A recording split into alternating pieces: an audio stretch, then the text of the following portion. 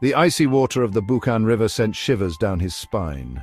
Each ripple seemed to whisper a warning, a reminder of the perilous journey he had undertaken. He was a North Korean soldier, choosing to risk everything for a chance at a different life. Fear gnawed at him, but so did a flicker of hope. He had heard whispers, rumors of a better existence south of the heavily guarded border. Tonight, under the cloak of darkness, he was determined to see if those rumors held true. He took a deep breath and waded into the frigid current, the weight of his decision pressing down on him with each step. His heart pounded in his chest, a drumbeat against the silence of the night. He had left behind everything he knew, his family, his friends, his entire world. The thought of them fueled his determination. He had to make it. He had to see what lay on the other side. The current was strong, threatening to pull him under. But he fought against it. He thought of his younger sister, her laughter echoing in his ears, giving him strength. He thought of his mother, her face etched with worry, and he pushed himself harder, his eyes fixed on the opposite bank. As he stumbled onto the muddy shore, gasping for breath, he knew there was no turning back. He was on South Korean soil now. His life forever changed.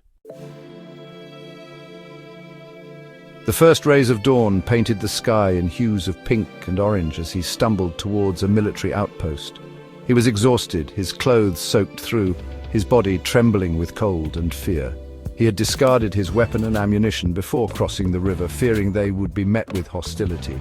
He approached the gate cautiously, his hands shaking as he knocked.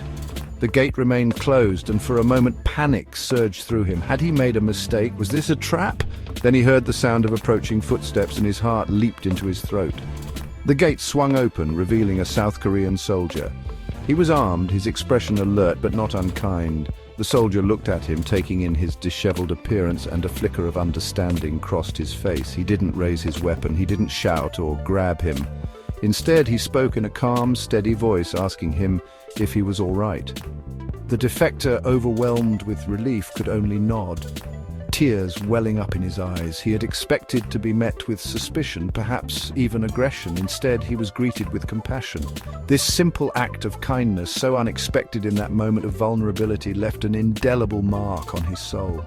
It was the first sign that the whispers of a different life in South Korea might actually be true. He was led inside the outpost, where he was given dry clothes and a steaming bowl of food. Rice, kimchi, soup, simple fare, yet to him it tasted like a feast.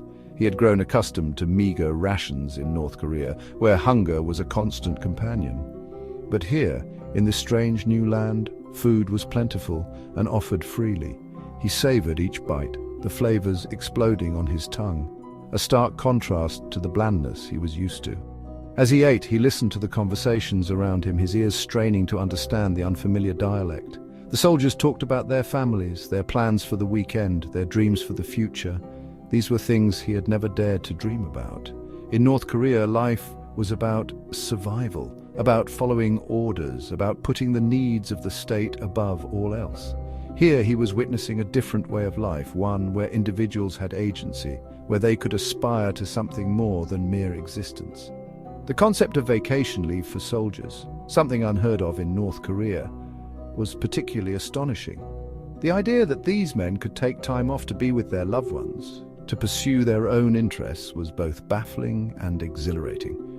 It was a glimpse into a world where life was not solely defined by duty and sacrifice.